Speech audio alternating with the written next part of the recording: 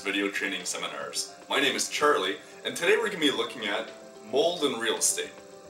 Now, how many times as a salesperson have you come across a home that has a mold problem? Now, how many of those times has that mold problem gotten away or complicated a sale?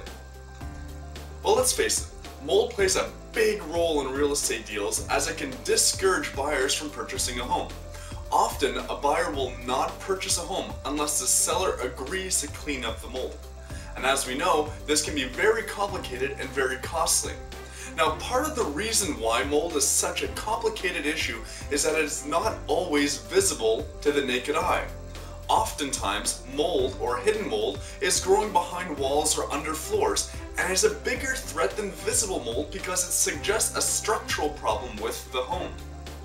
And because structural problems can be unpredictable and expensive to fix, buyers usually think twice before placing an offer on a home with a mold problem. Now, it is your responsibility as a salesperson to A, protect your client's interest, and B, provide your clients with the best possible service. You must be able to recognize potential problems in a home or property in order to warn clients before they make an offer. This includes spotting signs of mold, both visible and hidden. Now, your responsibility to provide your clients with the best service, you also need to know where to look for mold, be able to recognize signs of mold growth, and research the home's history of water damage and flooding.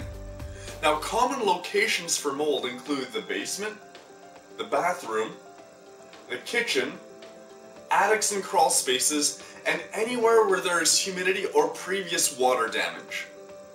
Now, signs of mold can also include black spots, musty odors, water stains, discoloration of walls, floors, or ceilings, peeling, bubbling, or cracking of paint and wallpaper, condensation around windows and pipes, and rotting on windowsills. Now, humidity is also an important factor in determining signs of mold growth. Humidity is the amount of moisture or water vapor in the air. We measure it by relative humidity, or RH, and it's a percentage that indicates the amount of moisture in the air relative to the maximum amount of air that can hold at that temperature. Now, relative humidity in a home should be between 30 and 50%. Anything higher and you're likely to have a moisture problem in the house, either as a result of poor ventilation and air exchange or as a result of a leak and structural damage. Now, as mentioned earlier, factors that add to moisture to the air include people and pets, indoor plants, cooking, showering, laundry, and dishwashing. Now, more moisture can enter a home from the surrounding soil through a basement or a crawl space. Now, measuring relative humidity. If your clients are concerned about maintaining proper relative humidity in their home, you can suggest investing in a hygrometer to measure humidity. Now, hygrometers can be found in almost any hardware store, including Home Depot. There are two types of hygrometers. One is mechanical, which ranges from about $7 to $15, and the other is electronic, which is about $15 to $60. Now, both are equally effective at measuring relative humidity levels in a home, and one per home is usually sufficient. Now, hygrometers should be placed where the humidity symptoms are most obvious, or in the room where your client is the most concerned about. Now, advise your clients not to place the hygrometer near a radiator, a heat registry, or a chimney, or in any other area of the home that is affected by direct heat. Also, tell your clients that hygrometers do not produce instant results. It may take up to a few hours in order to provide a stable reading. Now, if your clients have a problem with elevated relative humidity levels in their home, you can also recommend them purchasing a dehumidifier and installing bathroom and kitchen fans. They should also verify that their ventilation system is working properly and that there is a proper air exchange. When purchasing a home, buyers should look for these moisture control features. One is kitchen, bathroom, and other exhaust fans. The other is a functioning HVAC system. Have upgraded energy efficient windows, and have dehumidifiers in the home. Now, it is your responsibility to also provide your clients with information regarding different mold testing and treatment options so that they can make an informed decision. There are different types of testing and treatment options available for mold. One of them is air quality testing, which is very effective at determining non-visible mold spores. The other one is surface sampling. The other, infrared camera inspections, and of course, mold remediation and disinfection. It is always a good idea to recommend air quality testing to your clients in order to confirm or deny the presence of mold. Air quality testing will confirm or deny the presence of mold, identify the exact species of fungi present, and determine the concentrations in which the fungi are found.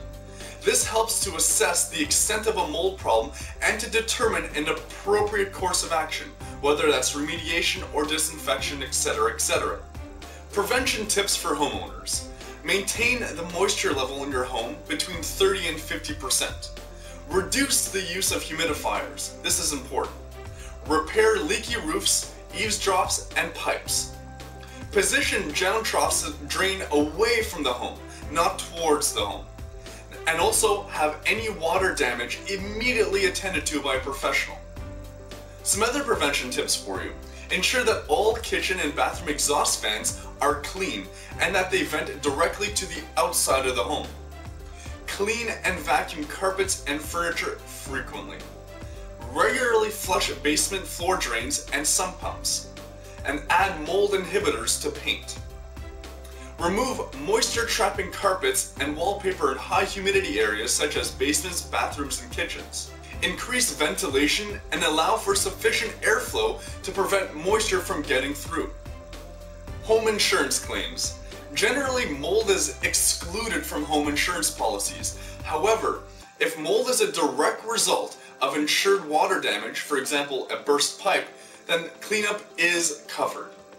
However, if you do not take immediate steps to prevent further water and mold damage, the results that come back from a mold cleanup will not be covered. Homeowners should contact their insurance brokers immediately after a moisture problem occurs to report the water damage. How did the water damage occur? Is the damage covered by their policy? Did the damage occur during the period the policy was in effect? Are they reporting the water damage promptly within 24 hours to allow quick drying and repairs? All these are questions that will be looked after in order to cover mold damage in the future. Rental properties. If you are dealing with renters, then you should advise them to contact their landlords about any mold in the home. They should not try to clean any of the mold without the landlord's permission. The CMHC recommends that renters report all plumbing leaks and moisture problems immediately to the building owner, manager, or superintendent. They also recommend that in any cases where there's persistent water problems that are not addressed, they may contact any local or provincial health and housing authorities. Tenants can take simple measures to clean mold, for example, using the bathroom fan or cleaning the bathroom tiles. However, solutions relating to the building itself, for example, gutting a wall or installation of a bathroom fan, are the landlord's responsibility. It is important to clearly define these differences.